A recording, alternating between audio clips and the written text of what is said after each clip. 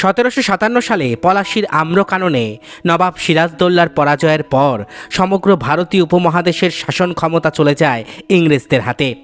পরবর্তী সময়ে তারা চিরস্থায়ী বন্দোবস্ত ব্যবস্থার প্রবর্তনের পাশাপাশি তাদের ইচ্ছামতো শাসনকার্য পরিচালনা করতে থাকে।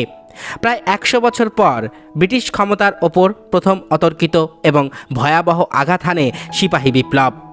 শত বছরের অন্যায়ের নিয়ম ভেঙে চুরমার করতে চায় ভারতীয় পরাধীন সৈন্যরা।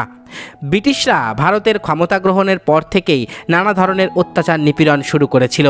কৃষকদের নীল চাষ করতে বাধ্য থাকে, দেশীয় রাজকর্মচারীদের ছাঁটাই, বিভিন্ন ধরনের বিধিনিষেধ আরোপ করতে থাকে। এসব অত্যাচার সম্পর্কে কম বেশি সকলেই আমরা অবগত। তবে সবচেয়ে চতুরতার সঙ্গে তারা ভারতীয়দের তরুণদের সৈন্যপদে চাকরি দিয়েছিল ব্রিটিশ বাহিনীতে, অর্থাৎ ভারতীয়দের ব্যবহার করেই তারা ভারতে নিপীড়ন চালিয়েছিল। প্রথমত 100 বছর এ ব্যাপারটি অনেক ভারতীয়ই বুঝতে পারেনি। নির্বিঘ্নে নিজের মাটি মানুষের ওপর নির্যাতন চালিয়েছে ব্রিটিশদের হয়ে। তবে ধূর্ত ব্রিটিশদের চতুরালি সবসময় কাজে দেয়নি, উল্টো দিকে তার বিপক্ষেও গিয়েছে। ব্রিটিশদের বৈষম্যমূলক আচরণ শুধু যে সাধারণ ভারতীয়দের সাথেই হতো এমনটা নয়, সেটা ভারতীয় সিপাহীদের সাথেও জারি ছিল। তৎকালীন ব্রিটিশ নিয়ম অনুসারে কোনো অফিসার হেঁটে গেলে হাতের রাইফেল উঁচু করে ধরে তাকে সম্মান জানানো ছিল সিপাহীদের দস্তুর। কোনো অফিসার হেঁটে গেলে সিপাহীরা রাইফেল উঁচু করে ধরত, তবে তা কেবল ব্রিটিশ অফিসার কিংবা সিপাহীর ক্ষেত্রে, ভারতীয়দের ক্ষেত্রে নয়। অর্থাৎ ভারতীয় কোনো অফিসার সামনে দিয়ে হেঁটে গেলেও ব্রিটিশ সৈন্যরা কোনো ধরনের সম্মান প্রদর্শন করতো না। উল্টে সাদা চামড়ার সিপাহীরা হেঁটে গেলে ভারতীয় সিপাহীদের তাতে সম্মানপূর্বক রাইফেল উঁচু করে সম্মান প্রদর্শন করতে হতো। অর্থনৈতিক ক্ষেত্রে বৈষম্য ছিল আরও চরম অবস্থায়। তৎকালীন ভারতে মোট সৈন্য এবং অফিসারের সংখ্যা ছিল প্রায় 3 লাখ। এই 3 লাখের মধ্যে ব্রিটিশ সৈন্য ও অফিসার ছিল মোট 50,000-এর মতো। মোট সৈন্যের পেছনে বাজেট ছিল প্রায় 98 লাখ পাউন্ড, যার মধ্যে 56 লাখ পাউন্ডই খরচ হতো 50,000 ব্রিটিশ সিপাহী এবং অফিসারদের লালসা মেটাতে। আর বাকি 42 লাখ পাউন্ড খরচ হতো প্রায় 2.5 লাখ ভারতীয় সেনা সদস্যের পেছনে। এদের প্রত্যেকের মাসিক বেতন ছিল মাত্র 7 টাকা। যুদ্ধে কোনো সদস্য সেনা নিহত হলে তার কোনো দায়ভারই ব্রিটিশ সরকার গ্রহণ করত না। অন্যদিকে ব্রিটিশ সৈন্যের বেতন সম্পর্কে কোনো ধারণাই পেত না ভারতীয় সৈন্যরা। যুদ্ধে কোনো ব্রিটিশ সৈন্য মারা গেলে তাদের সুযোগ সুবিধার হিসেব করে শেষ করা যায় না। তৎকালীন ব্রিটিশ সেনাবাহিনীতে হিন্দু এবং মুসলিম উভয় পক্ষের যুবকেরাই একসাথে চাকরি করত। হিন্দু মুসলিমের মধ্যে ভালো ধরনের সম্প্রীতি বিদ্যমান ছিল। হিন্দু মুসলিমের এই সম্প্রীতি ব্রিটিশদের ভয়ের অন্যতম কারণ হয়ে দাঁড়ায়। তারা এই সম্প্রীতি নষ্ট করার চেষ্টায় সর্বদা লিপ্ত থাকত। তারই নিরবচ্ছিন্নতায় 1853 সালে ক্যালিবার এনফিল্ড 557 বা P53 নামের একটি রাইফেল আমদানি করে ব্রিটিশ সরকার। এই রাইফেলের কার্তুজ লোড করতে হলে দাঁত দিয়ে ছিঁড়ে তা লোড করতে হতো। হিন্দু মুসলিম বিরোধ তৈরির লক্ষ্যে কার্তুজগুলো তৈরি করা হতো গরু এবং শূকরের চর্বি দিয়ে। ধর্মের শিক্ষা অনুযায়ী হিন্দু ধর্মাবলম্বীদের জন্য গরুর চর্বি এবং মুসলিমদের জন্য শূকরের চর্বিতে নিষেধাজ্ঞা ছিল, যার ফলে ভারতীয় সৈন্যরা সরাসরি এর বিরোধিতা করে এবং এই বন্দুক ব্যবহারে অস্বীকৃতি জানায়। প্রবল চাপের মুখে এই বন্দুক প্রত্যাহারের প্রতিশ্রুতি দিলেও তা করতে বিলম্ব করে ব্রিটিশ সরকার। ফলে সিপাহীদের মধ্যে জন্মাতে থাকে এক প্রবল বিদ্রোহ, যা একসময় রূপ নেয় সিপাহী বিদ্রোহের। দীর্ঘদিনের অত্যাচার নিপীড়নের ফলে ভেতরে ভেতরে চাপা উত্তেজনা বিরাজ করতে থাকে অধিকাংশ ভারতীয়র মনে। অপেক্ষায় থাকে বারুদ আগুনের আকারে রূপ নেবার জন্য। 1857 সালে প্রায় এরকমই একটি মোক্ষম সময় চলে আসে সিপাহীদের হাতে। সবার মধ্যে চাপা উত্তেজনা, কিছু একটা পরিবর্তনের অভিপ্রায় কাজ করলেও সাহস করে কেউ করতে পারছিলেন না। এমনই এক সময় এগিয়ে আসেন এক তরুণ সেপাই,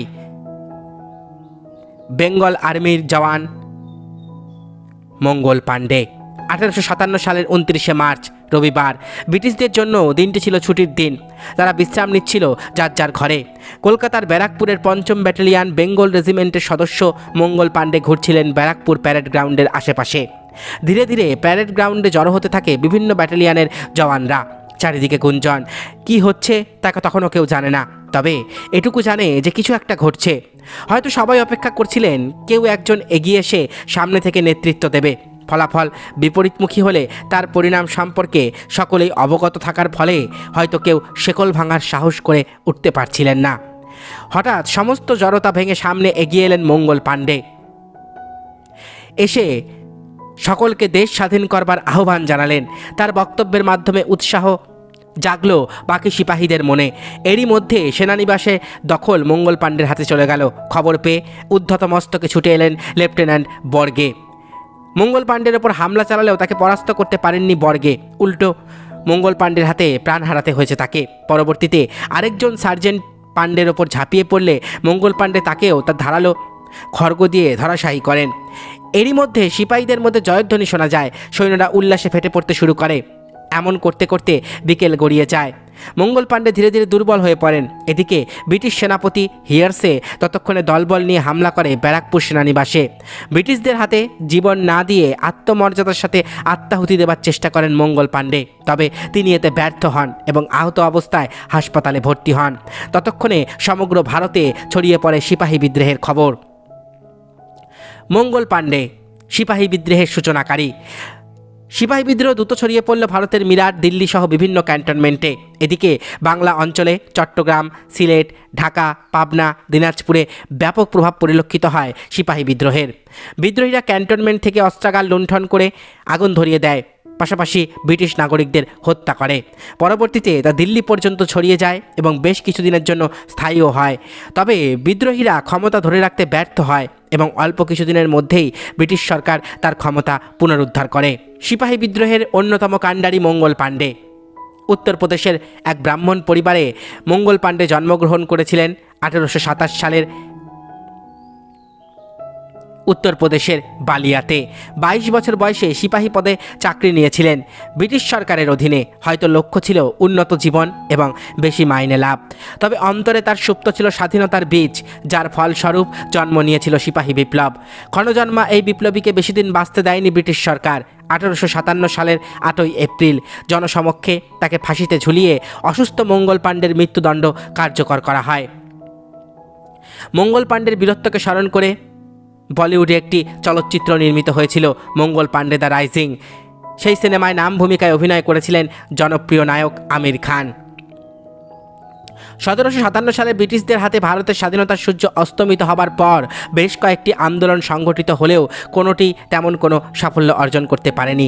বেশিরভাগই আবদ্ধ ছিল নির্ধারিত গণ্ডির মধ্যে। পরবর্তীতে 1857 সালের সিপাহী বিপ্লব এই ধরনের জড়তা কাটিয়ে ভারতের স্বাধীনতা আন্দোলনকে দিয়েছিল এক নতুন রূপ।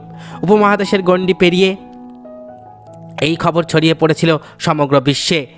এর ফলস্বরূপ কার্ল মার্কস এই বিদ্রোহকে ভারতের প্রথম স্বাধীনতার সংগ্রাম হিসেবে আখ্যায়িত করেছিলেন। এতক্ষণ আপনারা শুনলেন সিপাহী বিদ্রোহের প্রধানতম কাণ্ডারি মঙ্গল পাণ্ডের বর্ণময় জীবন কাহিনী। আশা করি ভিডিওটি আপনাদের ভালো লেগেছে।